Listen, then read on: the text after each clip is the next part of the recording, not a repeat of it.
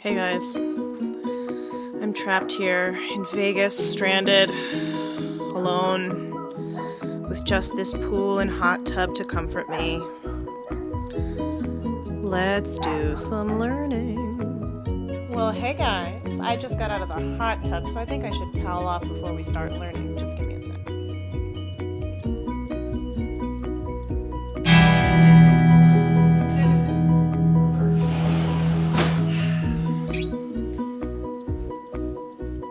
Okay, all set. Let's learn. It's like 40 degrees here. So, but at least it's not a blizzard.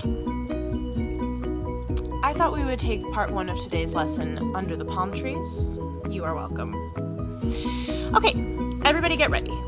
Part one of this lesson is going to be about types of stages, and I want to make sure that everybody knows the kinds of staging that's possible in theater, so that when we start creating and devising our own work, we consciously have an idea of the kinds of staging that we're choosing to do, having an appreciation for different kinds of storytelling and how storytelling can be completely altered and transformed, heightened by different kinds of stages. So let's go through them. Number one is called the arena stage, and that's sometimes called theater in the round. This was really popular in ancient Greek theater, and basically it's exactly what it sounds like. It's a central area in the middle of performance space, and audiences completely around them from every angle.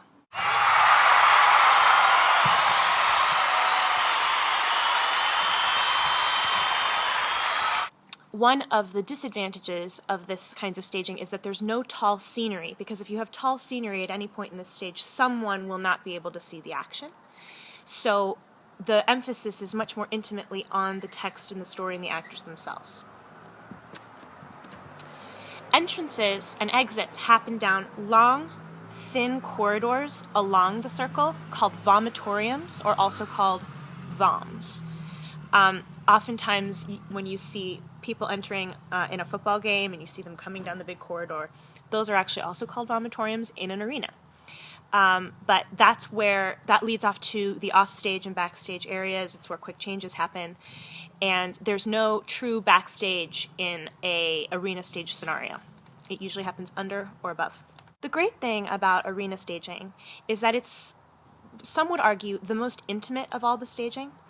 And that's because predominantly, let's say, for example, that you have a 400-seat theater and 400 individuals are going to attend that night's performance. Well, instead of having them back further and further away from the live action, like they do in a proscenium theater, which we'll get to in a minute, in order to house 400 people, you only have to have about 4 or 5 rows, no one ever further from 4 or 5 rows from the immediate action.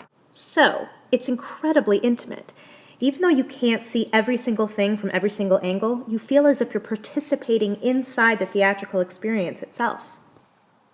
Number two is called the thrust stage. The thrust stage is another really common form of staging, and you see thrust stages more often in regional theaters. They are preferred because they're a really great marriage between intimate arena staging while still being able to incorporate large set pieces. In a thrust, the audience is on 3 sides. There's a large back wall where you can house large scenery pieces to create more of a realistic setting. And the audience sits directly in front, left and right. This, the stage as well as the action, literally thrusts itself out into the crowd. People have an intimate experience while still being able to feel like they're in a different world. The other thing about a thrust stage is that there's a backstage area, and there are back and offstage entrances and exits, including vomitoriums. So usually what you'll have is in the area where the audience is sitting, you'll have a right and a left vom, and an upstage right and an upstage left exit. So that's very indicative of thrust staging. It's slightly less intimate, but the only thing that I think is an improvement is that, of course, you do get to have these scenic elements, which can often aid in storytelling.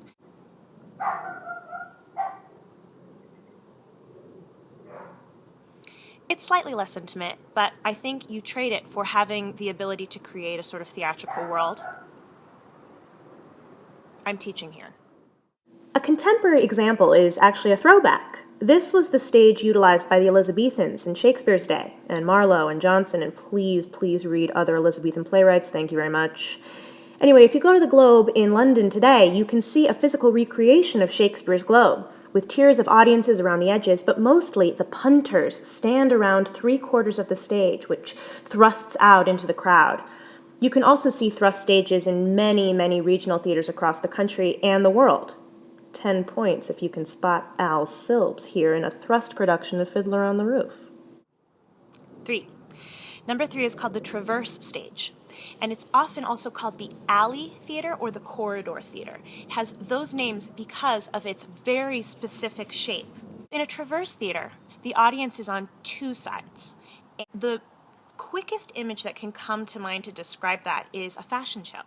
A traverse stage, sometimes known as a traverse stage, is a form of staging in which the audience is predominantly on two sides of the stage, a long, often skinny playing space facing towards each other through the action, hence the imagery of the alley or the corridor.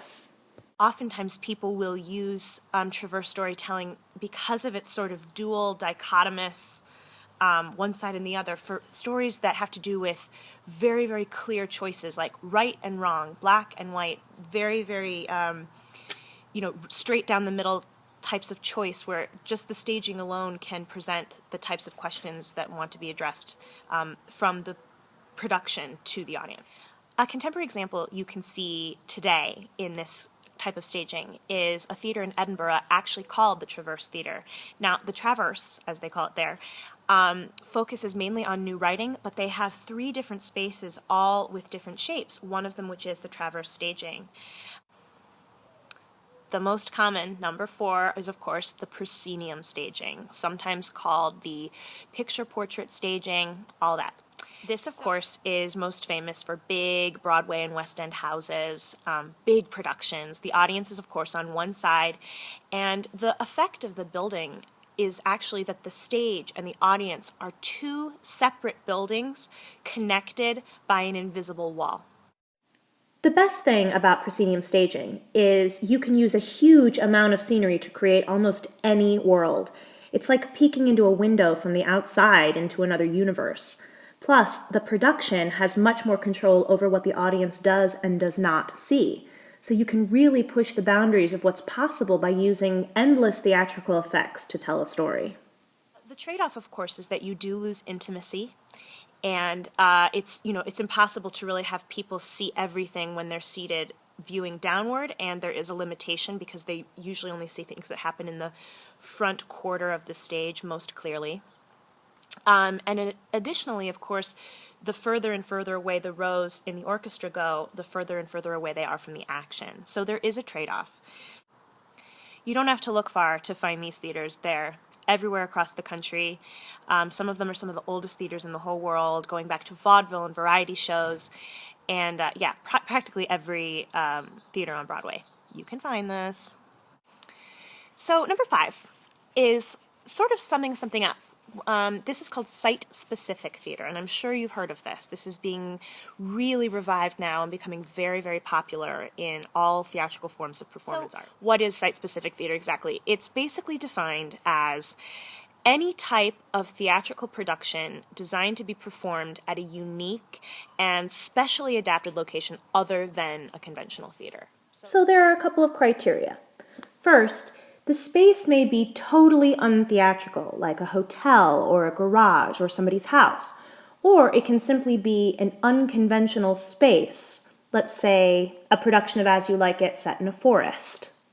Also, underneath the umbrella of this site-specific kind of theater are 2 other kinds of theaters. One is called environmental theater, where the environment of the false world of the play matches the actual reality of the people around them, such as that production of As You Like It in a Forest, for example. And the other is called promenade theater, and promenade theater is becoming very popular in the avant-garde right now, where basically it asks the audience to not be seated. It asks them to actually get up and move around and engage with the entire space as an active part of the theatrical experience. A perfect example of this that you can still see is Sleep No More, where you interact with the set and you interact with the actors and are part of the theatrical evening that changes day to day.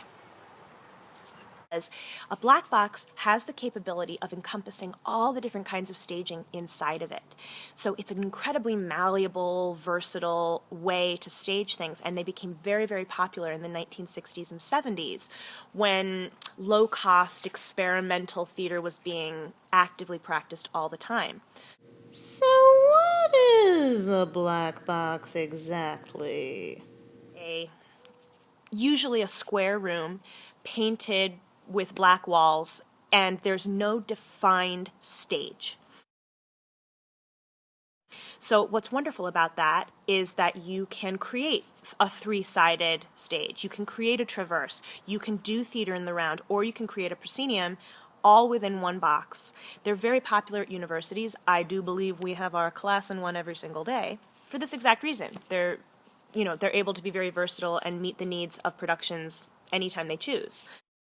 As far as conventional theater spaces go, black box theaters are the most intimate. You're right up there inside the action, in the faces of the actors. It's cheap, it's accessible, and that's why it's so popular. Wonderful for what's sometimes called pure theater, because you're literally right up against the faces, seeing the pores vacillating on the faces of the actors, and you're really immersed in the experience, even if you're not promenading around the space. Homework. Okay, your homework for this section is to list and briefly describe all 6 kinds of theater that I just talked about. And go and research from any contemporary time period, any kind of production you like, 2 productions that were actually staged in each kind of staging.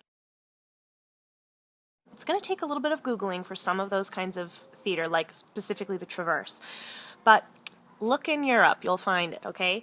And put those in an email and send them to me for part 1 of your homework. Bye.